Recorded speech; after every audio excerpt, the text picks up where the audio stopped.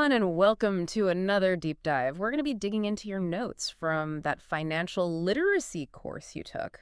You know, the one on credit and debt. Always a good one. Right.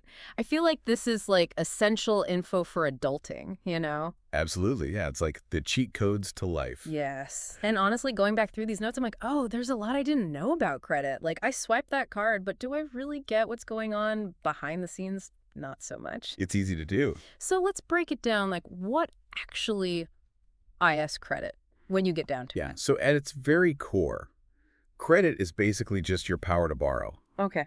It's kind of like when you're at a food truck with your friend, they spot you cash. And you're like, okay, I'll get you back later. Yeah. It's like that, except usually it's a bank or lender who's doing the spotting. Right. And then they often slap some interest on top of that. Oh, interest. Right. That's the whole extra money thing, the price you pay for borrowing. Yeah. And we use credit for so much more than just like, those late night Amazon purchases. Oh, for sure. Way more. Right. Think about mortgages. Like, that's a loan to buy a house, right? Right. Car loans, student loans credit. Yeah. Even those like buy now, pay later things that are everywhere these days, that's all credit. It's a credit-powered world. It really is. We're swimming in it. We are.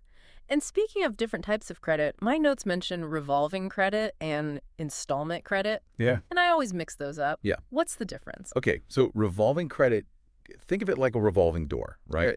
You can step on, step off, you can use a little, use a lot, but you just got to stay within the bounds of that door. Right. Credit cards are kind of the classic example of that. So you have like a credit limit, say it's $5,000, you can borrow, repay, borrow again, and just keep doing that as long as you're not going over that limit. Installment credit, on the other hand, think of it like a train ticket, like a one-way train ticket. You're borrowing a set amount and you're paying it back in these like predetermined installments. Yeah. Like your car loan would be like that. Right. It's very fixed. Fixed, exactly. A mortgage, same idea. So my credit card limit, that's my revolving door. I got to make sure I'm not like constantly running into the edges. Exactly. And knowing the difference is important because then you're like, okay, what's the right tool for this job? Right. It's like having different tools in your toolbox. Exactly. Need a car, installment loans your friend, everyday expenses, maybe building credit history. Revolving credit can be helpful. It's about being strategic. Okay. I like that. But here's the thing. My notes also say that like having good credit can unlock all these amazing things, like from better interest rates to even like helping you land a job. Oh, yeah. How does that work? So basically, having good credit, it tells lenders and even like potential employers that you are financially responsible. You're trustworthy. It's like a track record.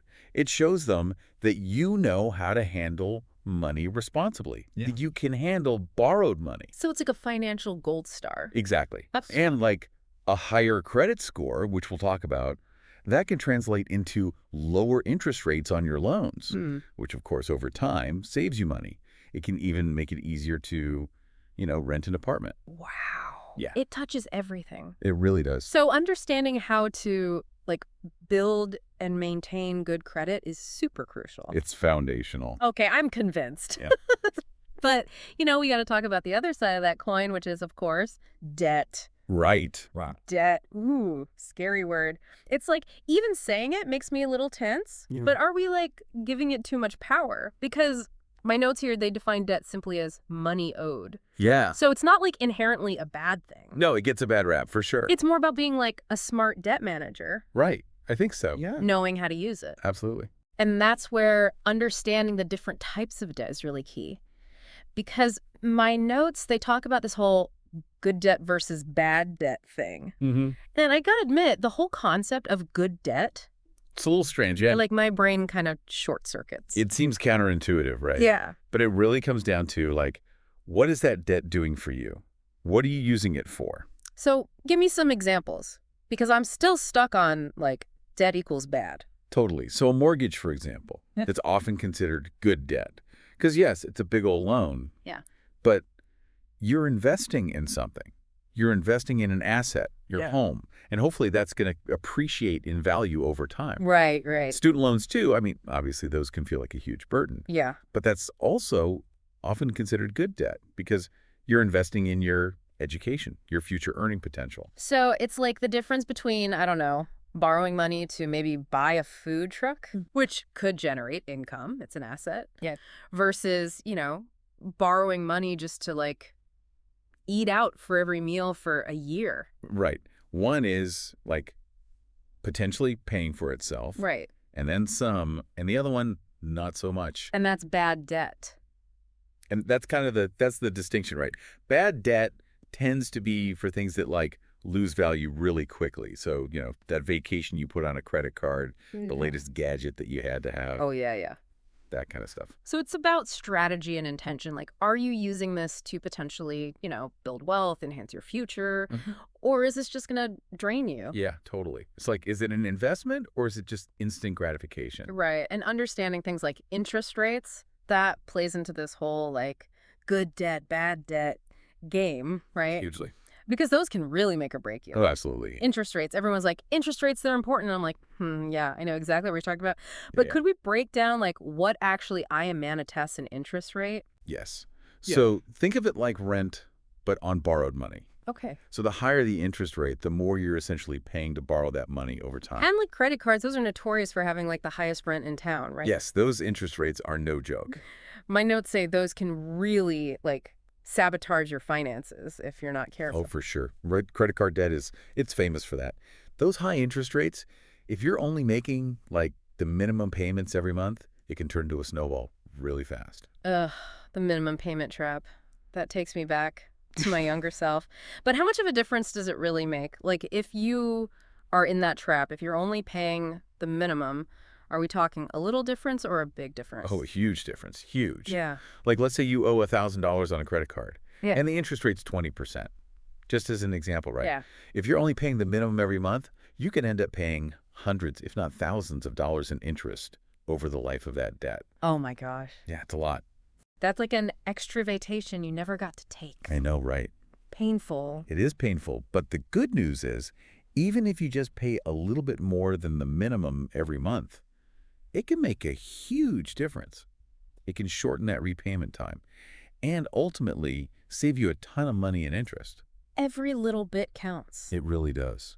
What about if you have like a bunch of different debts, like multiple cards or loans? Because my notes mention this thing called debt consolidation. Is that like a helpful thing? Yeah, so debt consolidation, it's kind of like hitting the simplify button on your finances. Okay. Essentially, what you're doing is you're taking out a new loan, usually one with a lower interest rate, Okay. and you use that to pay off all those other little debts. So it's like instead of having all these different like streams of debt, you're like, let's just have one big river Yeah, exactly. that I'm managing. Exactly. So you have one monthly payment, hopefully a lower interest rate overall. Mm-hmm. So it could be like a good option for some people for sure. But it's not magic, right? Yeah. You still got to be disciplined. You got to pay down that consolidated loan. You don't want to just rack up more debt on top of it. Right. It's like you're just reorganizing. You haven't gotten rid of it. Exactly. Right. Exactly. I Like like you that. still have to like go back and address like, okay, what were the spending habits that got me here in the first place? Right. That's part of kind of the bigger picture. Right. You can't just keep shoving stuff in the closet. Exactly. Yeah. Yeah.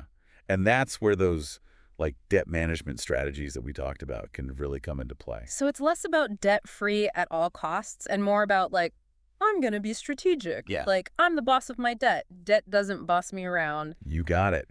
It's about being proactive. Yeah. It's about having a plan. And remember, like we touched on those different debt repayment methods, like the snowball and the avalanche. Right. Those are like your strategy weapons. Choosing your weapon. Okay, so for our listeners who are like, all right, I'm ready to tackle this debt, give us a little more on those methods. Okay, so picture this. You've got a bunch of debts, different sizes, different interest rates, the whole shebang. Yeah. Debt snowball, you're tackling the smallest debt first. Doesn't matter the interest rate, you just want to knock it out. Okay. You pay it off quickly. Yeah. You get that like sense of accomplishment, and it's like you're building momentum, like you're rolling that snowball, and it just gets bigger and bigger. Yeah, I can see that. It's less about the math and more about just like, I had a win. Exactly. It's a psychological thing. So if you're someone who needs a little bit of that like motivation boost. A little dopamine hit. Exactly. Debt snowball can be great for that. Now, debt avalanche, that's like all logic. Okay. You're looking at like which debt has the highest interest rate. That's the one I'm attacking. Exactly. Big or small, you're like, I'm coming for you. I like that. Because ultimately, you're going to minimize the total interest that you pay over time. So it's like you're being more strategic. You're like, I'm going to go for the big bad one first. Exactly, yeah. So it just depends. Again, it's like, what are your goals? What works for your personality? Yeah. But both of them can be effective. Love that. But even with all the like debt crushing strategies in place, isn't the goal to like not even get into those debt traps in the first place? 100%. Like, how do we build those good habits? So it's about creating like a force field, Yeah, a financial force field to protect you from like that unnecessary debt. I like the sound of that. Give us the steps. What are our force field building blocks? Okay, so it starts with those credit cards that can be so sneaky, We are. right? Those spending enablers. So it's like remembering that mantra, tools, not free money. Tools, not free money. I'm going to get that on like a little plaque. Yeah. Put it on my desk. Only charge what you can actually afford to pay back when the bill comes. Right. You don't want those interest charges to start creeping up. Right. It's like you're borrowing your friend's power drill. You use it for the project, and then you give it right back to them in the same condition.